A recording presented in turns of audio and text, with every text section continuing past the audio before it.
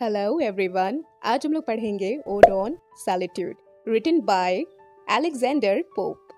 सो poet कह रहे हैं, happy the man whose wish and care a few paternal acres bound. यानी वो इंसान खुश होगा जिसकी इच्छा या जिसकी ज़रूरत सिर्फ एकड़ ज़मीन है जो उसकी अपनी है, यानी उसे जो उसको अपने पिता से मिली और वो अपनी ज़मीन में खूब मेहनत से काम कर पाता है। तो ऐसा इंसान बहुत ही ज़्यादा खुश नसीब है और वो बहुत ज़्यादा लकी है। Content to breathe his native air in his own ground. यानी वो इंसान जो अपने घर पे रहकर बहुत खुश है, उससे बड़े शहरों का या पैसों का बिल्कुल लालच नहीं है, तो वो अपनी ज़मीन पर वहाँ सांस लेकर बहुत खुश है। Whose herds with milk, यानी जिसके पास हर्ड्स हैं, यानी जानवरों के झुंड हैं जिनसे उन्हें दूध मिलता है। Whose field with bread, और जिसे अपने खेत से खाना मिल पाता है, यानी उसके खेत में इतनी ज़्यादा फसलें उगती हैं कि उसको खाना आराम से मिल पाता है। Whose flocks supply him with attire, और उसको अपने भेड़ों के झुंड से, अपने फ्लॉक से उसको ऊन मिलता है जिससे वो कपड़े बना सकता है। Whose tree in summer yield him shade in winter fire, और उसके पास काफ़ी ज़्यादा पेड़ हैं जो उसके काम आते हैं।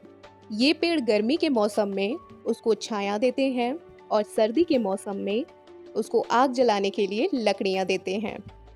यानी कहा जाए तो ये पेड़ उसका ख्याल रखते हैं। ब्लेस्ड, यानी वो इंसान ब्लेस्ड है जिसके पास ये सारी चीज़ें हैं और वो खुश नसीब भी है। Who can unconcernedly find hours, days and years slide soft away, यानी जिसकी जिंदगी में समय के साथ कुछ भी नहीं बिगड़ता है। घंटे बीतते हैं, दिन बीतते चले जाते हैं और साल भी बीतता है, मगर सब कुछ वैसा की वैसा ही रहता है। In health of body peace of mind quiet baited, यानी उसका शरीर जो है ना वो बहुत ज़्यादा हेल्दी रहता है, वो बीमार नहीं होता और उसका मन साथ ही साथ शांत रहता है। उसके मन में कोई भी तकलीफ नहीं होती और उसकी ज़िंदगी बहुत ही शांति से बीतती है और उसमें किसी प्रकार की कोई भी मुसीबत और दिक्कत नहीं होती, और यही उसकी ब्लेसिंग है और उसका आशीर्वाद है। साउंड स्लीप बाय नाइट, यानी रात को बिना किसी डर के, बिना किसी परेशानी के आराम से सोता है।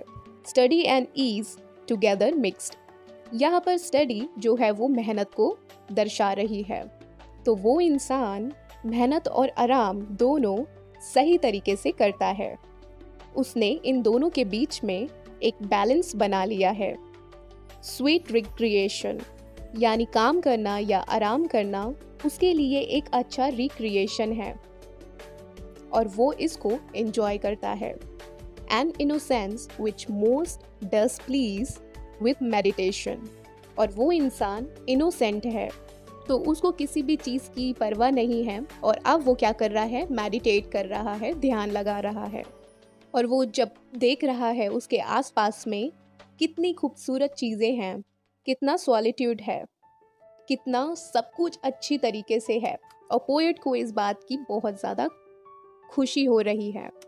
Does let me live unseen unknown, इसलिए मुझे भी इस तरह ही जीना है, दुनिया से छिपकर अकेले, जहाँ ना मैं किसी को दिखाई दूँ और ना ही कोई मुझे ढूंढ सके।